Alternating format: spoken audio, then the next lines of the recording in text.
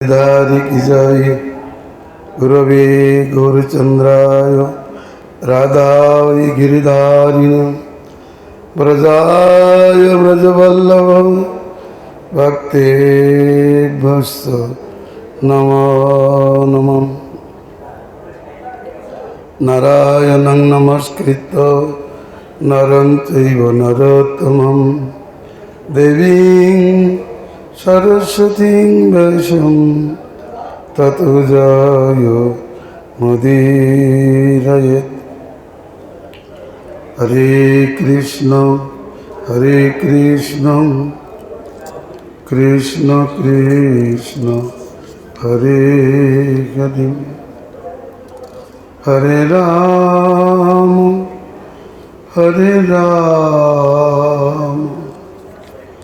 राम राम हरे हरे।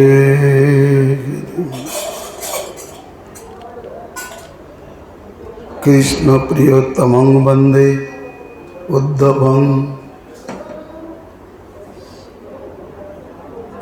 प्रेम विग्रहं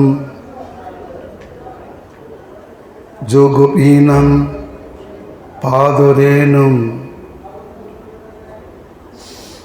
इच्छन्त्रिनो जनिर्याचे। আমি সেই প্রেম বিগ্রহ কৃষ্ণের প্রিয়তম উদ্ধবকে বন্দনা করি, যিনি গোপীদের পদরেণু প্রাপ্তির জন্য তৃণ জন্ম প্রার্থনা করিয়াছেন। না চিত্রং প্রেম মাধুর্যমাশং বঞ্চে যদুত্তমম যদুদ্ধব পাদুরেণুক্ষিতং যেন তৃণজন্মাপি যাচতি। গতকাল গোপীদের মহিমা সর্বোত্তম রূপে কৃষ্ণ কর্তৃক কীর্তিত হইয়াছিল, যাহা তাহা আমরা আলোচনা করিয়াছিলাম।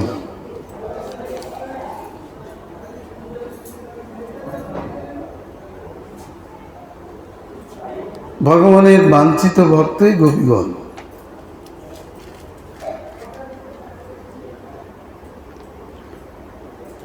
সেই গোপীগণের পদধূলি উদ্ধব যে প্রার্থনা করেন তা ভাগবত প্রসিদ্ধ ব্যাপার। উদ্ধব যে গোপীগণের প্রেম মাধুর্য বাঞ্ছা করেন এবং তাদের পদরেণুসিক্ত তৃণজন্ম যাঞ্চা করেন, এতে বিস্ময়ের কিছু নাই। তথাই দশমী আসামভোচরণ রেণুজুষামংসং বৃন্দাবনে কিমপি গুল্মলতৌষধীনাম যদুস্তেজং স্বজনমাজ্যপতং চ হিত্বা ভেজুর্মুকুন্দ পদবীং সতীবীর্বিমেঘ্যম। যারা দুস্তজ্য পতিপুত্রাদি আত্মীয় স্বজন লোকমার্গ পরিত্যাগ করিয়া সতীগণের অন্বেষণীয় শ্রীকৃষ্ণ পদবীর অনুসন্ধান করিয়াছেন, ও আমি বৃন্দাবনে সেই গোপীগণের চরণ রেণুভাগ গুল্মলতাদির মধ্যে কোনো একটি স্বরূপে জন্মলাভ করিব।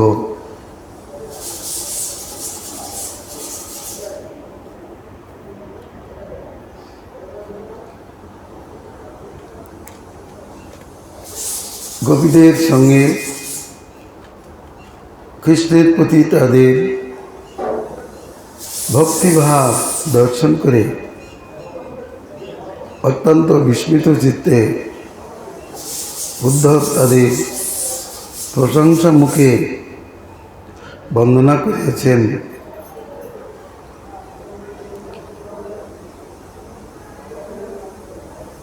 কি বলেছেন? বন্দে নন্দ ব্রজস্ত্রীণাং পাদুরেণুমভীক্ষ্ণশম যাসামরি কতদ্গীতং পুনাতি ভুবনত্রয়ম, যাহাদের হরিকথা গীত ত্রিভুবন পবিত্র করিয়া থাকে,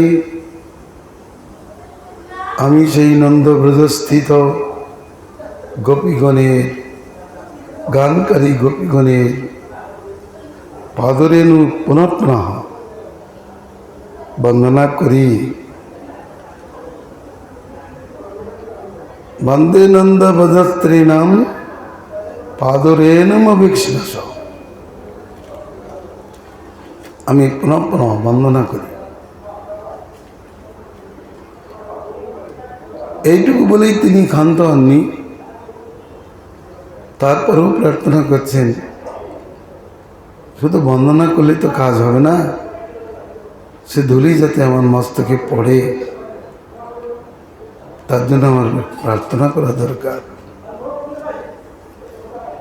কারণ মহতের পদধূলি বিনা ভগবানের মতি হইতেই পারে না। ময়্যচাং পদরজোভিষেকম, বিনা ময়্যচাং পদরজোভিষেকম। অনর্থ নিবর্তনকারী পুরুষার্থপ্রদ শ্রীকৃষ্ণের চরণের রতি মতি ভক্তি কেবলমাত্র মহত্তম গুণের পদধূলি দ্বারা অভিষিক্ত হলেই সম্ভব। অতএব উদ্ধব চিন্তা করলেন, আমি নন্দব্রজস্থিত গোপীগণের পদরেণু তো অনেক থাকিলেও একটা রেণু বন্দনা করি। আমি তাদের সমস্ত পদরেণুর বন্দনা করতে সমর্থ নই, অথবা বহুহার্থে এক বচন হয়। দুটো নয়নার্থে একটা নয়নের বর্ণনা হয়। গম মধুরং নয়ন, নয়নাং মধুরম। তাহলে কেমন হবে? নয়নে মধুরৌ,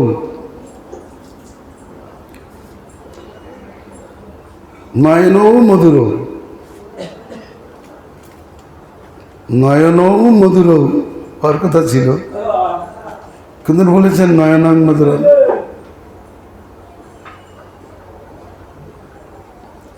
দুটো নয়নার্থে একটা নয়ন ব্যবহার করেছেন।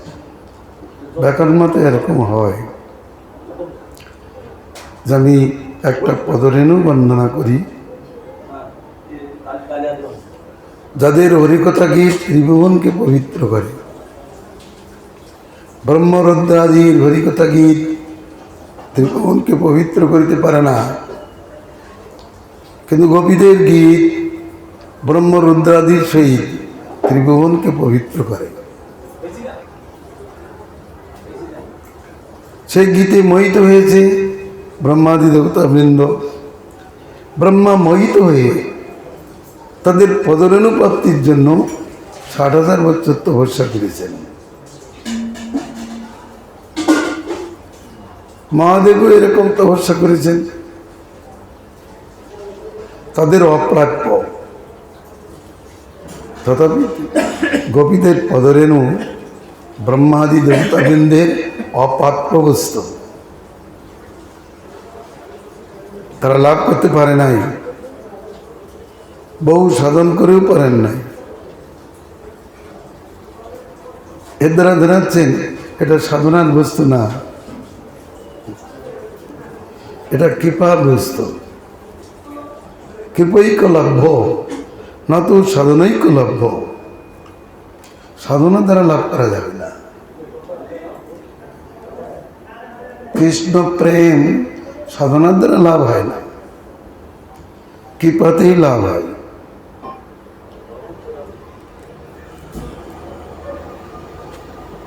সাধন করে ব্রহ্মাদি দেবতাগণ গোপীর পদরেণু প্রাপ্ত হন নাই। গোবিন্দ রে, কি হলো?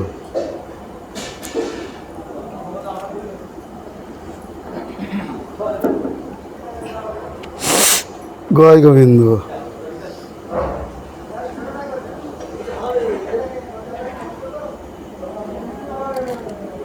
সাধনার বস্তু নয়, কৃপার বস্তু।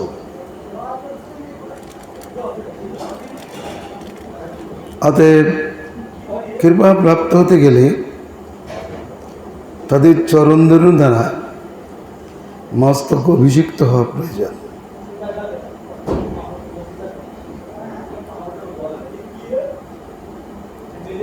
অতএব উদ্ধব প্রার্থনা করছেন, যাহারা সুদুস্তেজ্য আর্যপদ, ধর্মপদ, বেদপদ, আত্মীয় স্বজন, পতি পুত্র বান্ধবাদিকে পরিত্যাগ করে সর্বান্তঃকরণে সতীদের অন্বেষণীয় কৃষ্ণের পদবীর অনুসন্ধান করিয়াছেন। আমি তাদের গোপীদের পদধূলি প্রাপ্তির জন্য গোবর্ধন তটাদিতে একটি গুল্মজন্ম প্রার্থনা করি। উদ্ধবকে যদি প্রশ্ন করা হয়, উদ্ধব তুমি দেবোত্তমকে কেন তৃণজন্ম প্রার্থনা করিতেছ? তুমি তো দেবোত্তম, বসুত্তম, তুমি তৃণজন্ম প্রার্থনা করিতেছ কেন? বলছেন এই জন্য প্রার্থনা করছি, আমি বসুত্তম জন্ম পেয়ে কি পেলাম? আমি বসু হয়ে কি পেলাম?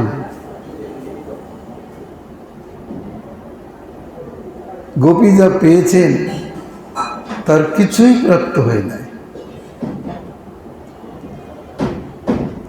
বসু হয়ে কোনো লাভ নেই। কৃষ্ণের প্রেম প্রীতি প্রয়োজন, সেটাই লাভের বস্তু। সেটা লাভ করেছে গোপী, আমার ওইটাই লাভ করার ইচ্ছা, তাই তাদের পদধূলি প্রার্থনা করি। তাদের পদধূলি ওটা দিতে পারে।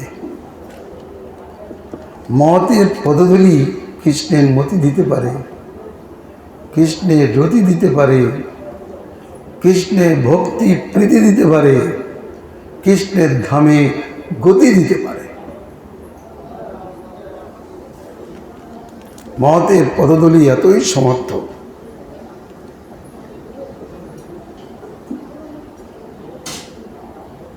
এই জন্য আমি ওইটা প্রার্থনা করছি। কিন্তু মহতের পদধূলি কি করে পাবো? মহৎকে গোপী। কিসের মহৎ? কৃষ্ণ প্রেমের মহৎ। বলে তাদের কাছে যে তাদের চরণধূলি নাও, তাদের কাছে যে চরণধূলি নাও। বলছে না, এভাবে নেব না। তাদের চরণধূলি নিতে গেলে তাদের ভাবের ব্যাঘাত হবে। একজন বসে হরিনাম করছেন আর একজন এসে তার পা ধরেছে, তখন তার ভাবের ব্যাঘাত হতে পারে, তার ভাবনার ব্যাঘাত হতে পারে। আমি তাকে ব্যাঘাত করব না। আমি অনায়াসভাবে ওই চরণ রেণুর অভিষেক প্রাপ্ত হব। যখনই গোপী ছুটবে তখন তার পায়ের ধুলি আমার মস্তকে এসে পড়বে। আমি যদি একবার চরণ ধুলি নিই তাতে আমার শান্তি হবে না। আমাকে ধুলি নিয়ে মাথায় দিতে হবে। কিন্তু আমি চাই তাদের ধুলি আমার মস্তকে সবসময় বর্ষিত হতে থাকুক। সেটা কি করে সম্ভব? বলে যখন ওরা ছুটবে, দিক বিদিক জ্ঞান হারা হয়ে ছুটবে, তখন তাদের পায়ের ধুলো উড়বে। তুমি বড় গাছ হও, বড় গাছ হয়ে লাভ নেই, কারণ বড় গাছের মাথায় ও দলি উড়ে পড়বে না। দলি প্রাপ্তির যোগ্যই হচ্ছে তৃণ, গুল্ম জন্ম। রাস্তার পাশে তৃণ হয়, গুল্ম হয়। মানুষ যখন চলে, দ্রুতগতিতে চললে তাদের চরণ ধুলো উড়ে তৃণের উপর পড়ে, গুলমির উপর পড়ে, অনায়াসে লভ্য হয় সেটা। কি জাতীয় গোপী? যারা আত্মজ্ঞান হারা হয়ে ছুটছে কৃষ্ণের জন্য, যারা সজ্ঞানে আছেন তাদের কথা নয়। আমি সেই গোপীর চরণধুলি চাই যে গোপী কৃষ্ণের চিন্তায় সব ভুলে গেছে। যদি কেউ বলেন উদ্ধব, গোপীর পদধূলি তো তোমার প্রয়োজন, তাহলে যে গোপী রান্না করছে তার চরণধুলি দিয়েছে। যে গোপী রান্না করতে করতে কৃষ্ণ কীর্তন করছে তার পদধূলি নাও, বলছে না, তার পদধূলি নাও না।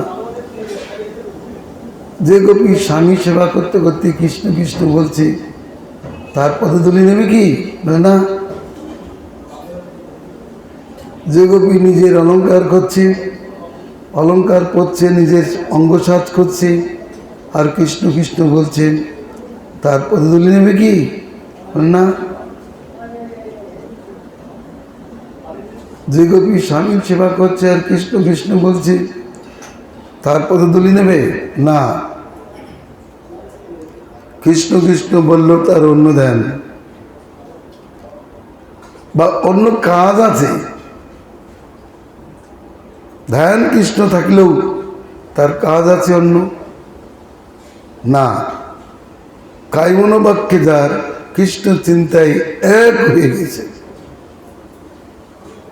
ছুটছে কৃষ্ণের জন্য, অঙ্গরাগ ছেড়ে ছুটছে, পতিসেবা ছেড়ে ছুটছে, গৃহকর্ম ছেড়ে ছুটছে, গুরুজনদের শুশ্রূষা ছেড়ে ছুটছে,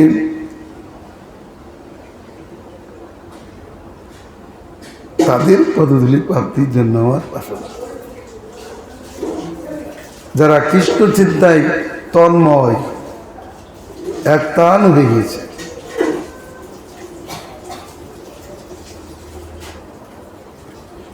কৃষ্ণ প্রেমের উন্মাদনায় যারা পাগল পরা হয়ে গেছে, পাগলের মতো ছুটছে, পথে চলছে কি না সে জ্ঞানও নেই। পদকর্তা গান করেছে, বাজে বাসি বৃন্দাবনে কদম্ব কাননে,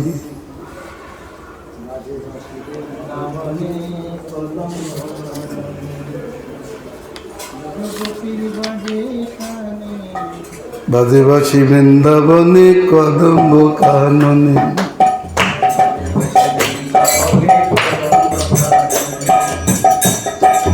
বাজে বাসি বৃন্দাবনে কদম্ব কাননে,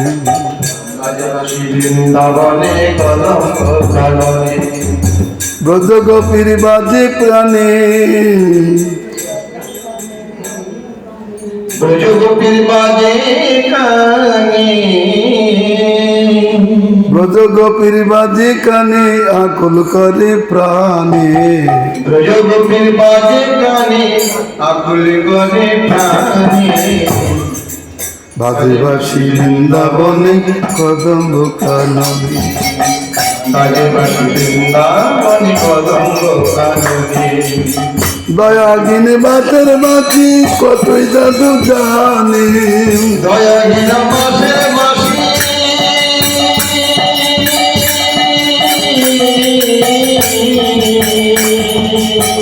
দয়াহীন মাসের মাসি কতই জাদু জানে, দয়াহীন বাতের বাঁচি কতই জাদু জানে, দয়াহীন মাসের মাসি কতই জাদু জানে, রহিয়া রহিয়া বাজে, রহিয়া রহিয়া বাজে স্বামের বদনে, রহিয়া রহিয়া বাজে শ্যামের বদনে, বাজে বাসি বৃন্দাবনে কদম্ব কাননে, বাজে বাসি বৃন্দাবনে কদম্ব কাননে, বাজে বাসি বৃন্দাবনে কদম্ব কাননে, ব্রজবালার হইল জানা চরতন বিনে ব্রজবালা হইল জ্বালা দর্শন বিনে দরতন বিনে দর্শন বিনে তারা গৃহচারী দাই বনে গৃহচারী রায় বনে বাসরির তানে রায় বনে মাসরির গানে গৃহচারী তার গৃহচারী নাই বনে বাসরির তানে রায় বনে মাসরির গানে বাজে বাসি বৃন্দাবনে বাজে বাসি বৃন্দাবনে বাজে বাসি বৃন্দাবনে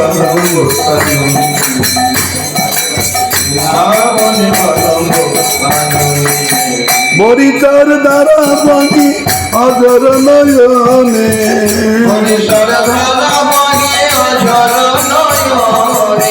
মরিচার দ্বারা ময়ে অজর নয়নে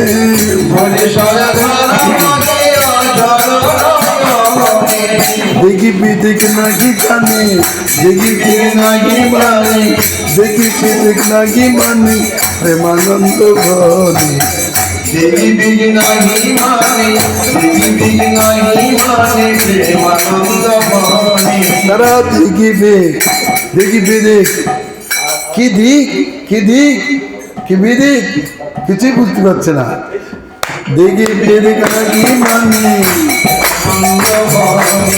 দেখি বিদিক নাকি মানে প্রেমানন্দ ঘরে আদিবাসী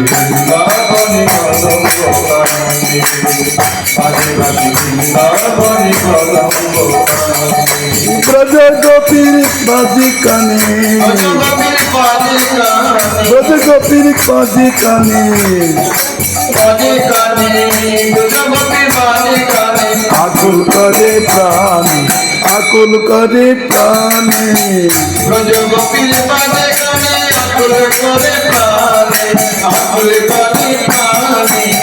বাজে বাছি বৃন্দাবনে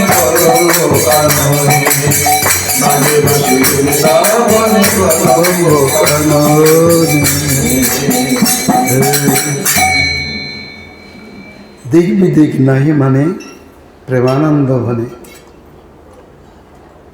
তাহলে যাদের দিক জ্ঞান নেই ছুটেছে যারা ওদের চরণ ধরে আমি চাই বলি কেন সংসারের কাজ করছে আর কৃষ্ণ কৃষ্ণ বলছে তাদের পদধূলি পেলে আমারও এরকম মতি হবে আমারও এরকমই মতি হবে আমি সংসার করব সংসারের কাজ করব আর কৃষ্ণ কৃষ্ণ বলব উদ্ধব বলছে আমি তো সংসার করি নাই তাহলে তাদের মার্গ অনুসরণ করবো কেন আমি তাদেরই মার্গ অনুসরণ করব তাদের পদধূলি নেব যারা সব ভুলে গেছে কৃষ্ণ চিন্তায় ভুলে গিয়েছে তাহলে আমিও তাদের মতো সমস্ত ভুলে কৃষ্ণের জন্য ছুটতে পারবো তাই আমি ওই গোপীদের পদধূলি চাই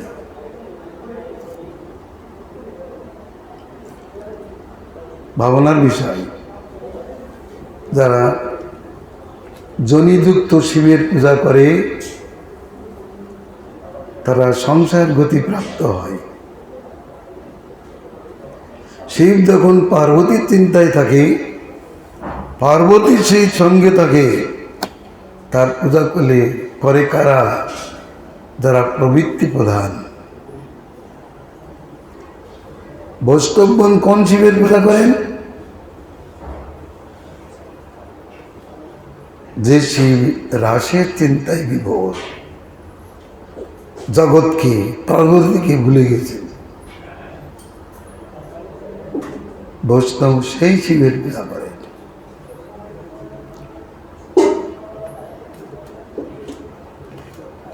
বৈষ্ণব কোন নৃসিংহের পূজা করেন? প্রসঙ্গত বলবো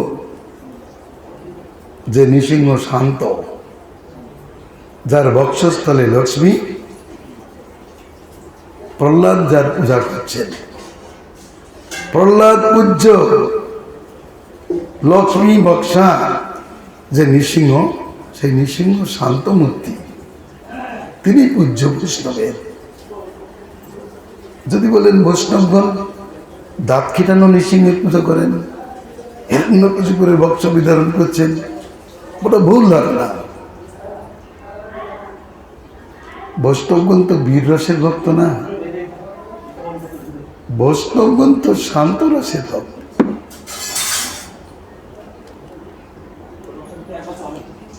তারা শান্ত মূর্তি পূজা করেন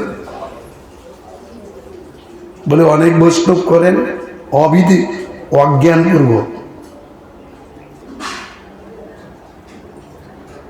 তারা যে এই পুজো করেন তাও রসগত জ্ঞান বিচারে নয়, জ্ঞানপূর্বক নয়।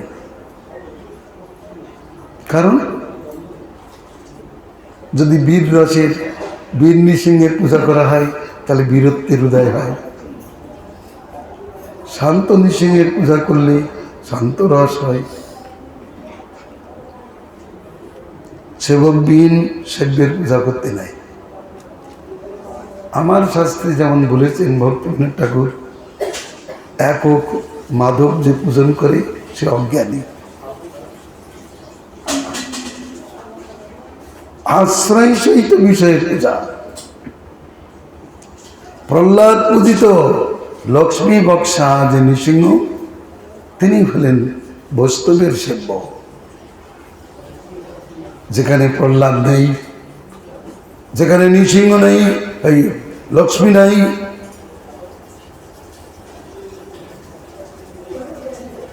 অসুরের সঙ্গে যুদ্ধ করছেন, কিন্তু বীর রসের, বীর রসের নৃসিংহ।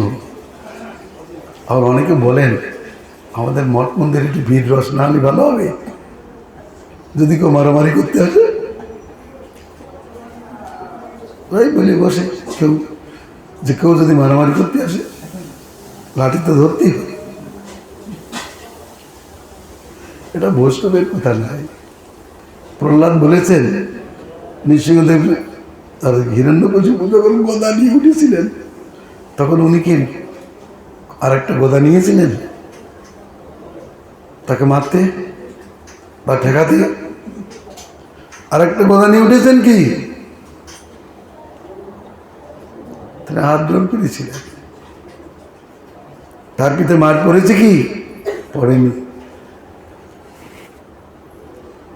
বলে আমি কি প্রহ্লাদের মতো হয়েছি? তা প্রহ্লাদের মতো যদি না হও তাহলে নৃসিংহের পূজা করো কেন? করো না, তার পথে অনুসরণ করো, তার মতো চলো।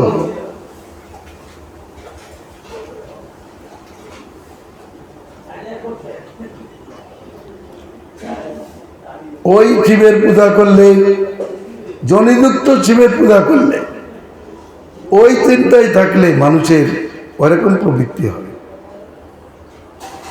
আর ভগবত ধ্যানে তন্ময় যে শিব, তার পূজা করলে মানুষের ওই ভাব সিদ্ধ হবে। উদ্ধব বলছে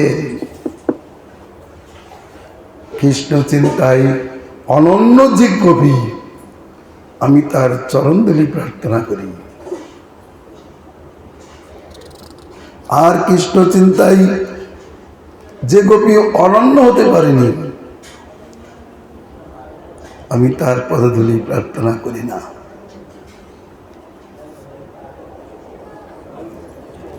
ইতি কৃষ্ণং নিষেবাগ্রে কৃষ্ণস্যোপাসকৈজনে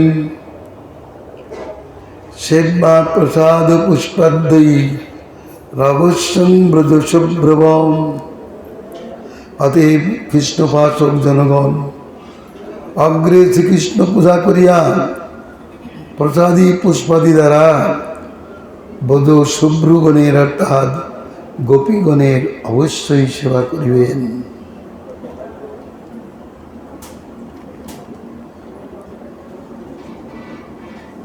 আদৌ বলিতেছেন সর্বগোপীষু শ্রীরাধিকাং সর্বশ্রেষ্ঠাং তত্রাপি সর্বগোপীনাং রাধিকাতি বরীয়সী সর্বাধিক্যেন কথিতাং যৎপুরাণাগমাদিষু। সেক্ষেত্রেও সর্বগোপীদের মধ্যে শ্রী রাধিকা অতি বরীয়সী, তার ওই সর্বশ্রেষ্ঠত্ব পুরাণ আগমাদি শাস্ত্র সময়ে কথিত হয়েছে। তার সর্বশ্রেষ্ঠত্ব, তিনি যে শ্রীমতী রাধারানী যেমন সর্বশ্রেষ্ঠ পুরাণ আগমে শাস্ত্রাদিতে বলেছেন। এই জন্য কৃষ্ণের পূজার পর গোপীদের পূজা করবেন, তারপরেও রাধারানীর পূজা করবেন, কারণ সমস্ত গোপীদের মধ্যে তিনি শ্রেষ্ঠা। তার পূজা না করলে গোবিন্দের সন্তুষ্টি হয় না, গোবিন্দের প্রসাদ লভ্য হয় না। যে বলিল রাধাপদ পরম যতনে, সে পাইল কৃষ্ণপদ অমূল্য রতনে। রাধার পূজার বৈশিষ্ট্য একটা গান করতে হবে। রাধিকা চরণ রেণু ভূষণ করিয়া তনু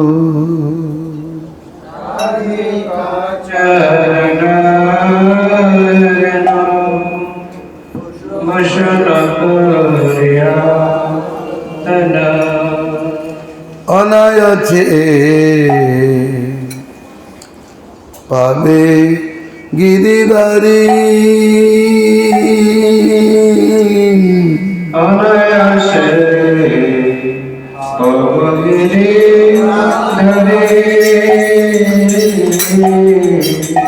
অনায়াসে পাবে গিরিধারী,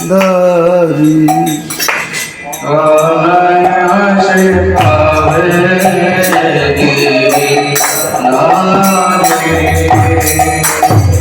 রাধিকা চরণা সই যে করেছে মহা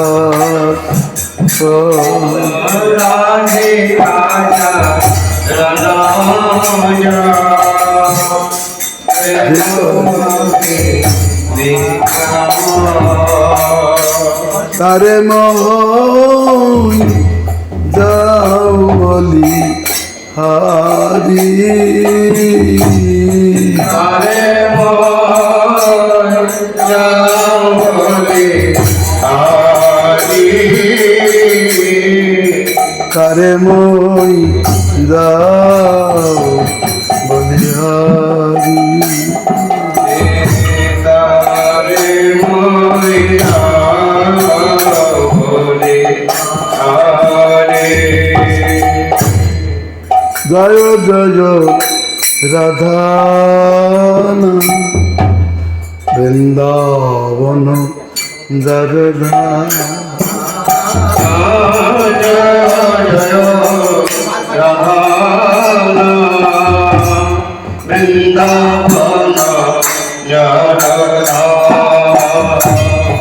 কৃষ্ণ সুখ বিলাতে নিধি,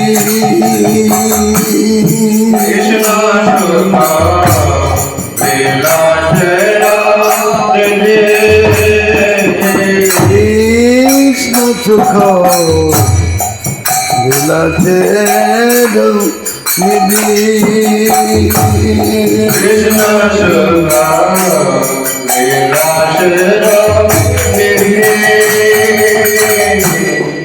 হেন দাদা গুণগান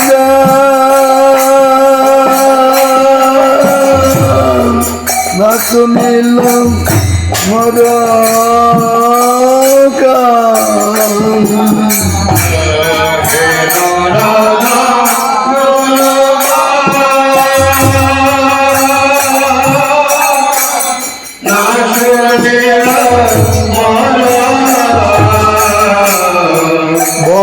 বঞ্চিত করিল মরে বিধি বঞ্চিত করিল মোরে বঞ্চিত করিল মরে বিধি বঞ্চিত করিল মোরে তার ভক্ত শোনে সদা রসলীলা প্রেম কথা আকার ভগত সঙ্গে রসলীলা প্রেম কথা যে করেছে পাই ঘন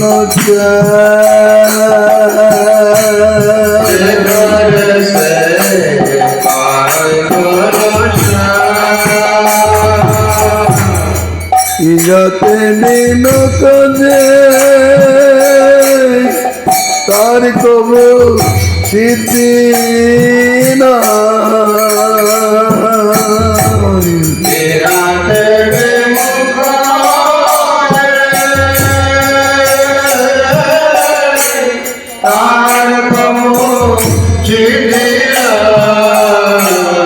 যেন নাহি কই তার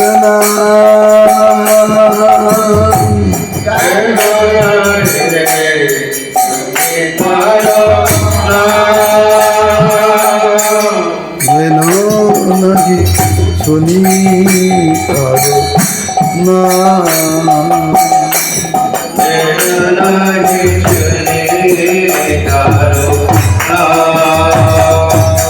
কৃষ্ণ নাম গানে ভাই রাধিকা চরণ পাই কৃষ্ণ নাম গানে ভাই রাধিকা চরণ পাই রাধা নাম গানে কৃষ্ণ চন্দ্র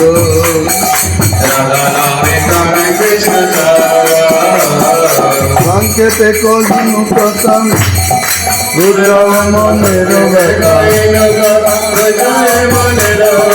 সংকেতে কলিনু কথা রুদ্র মনের ব্যথা দুঃখময় অন্য কথা দ্বন্দ্ব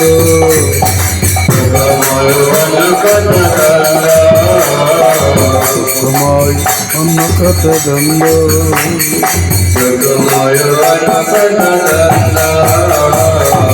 জয় রাধে গো বিন্দ রাধে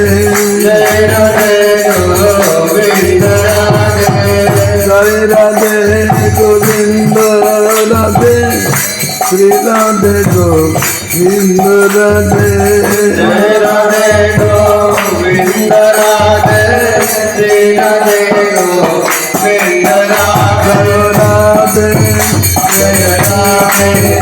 জয় রাধে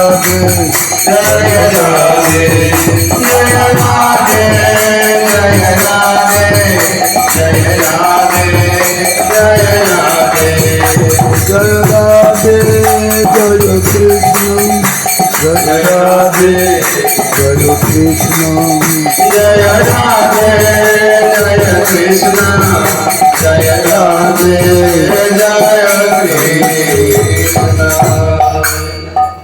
স্যার একটু সারাত স্যার প্রবচন করুন।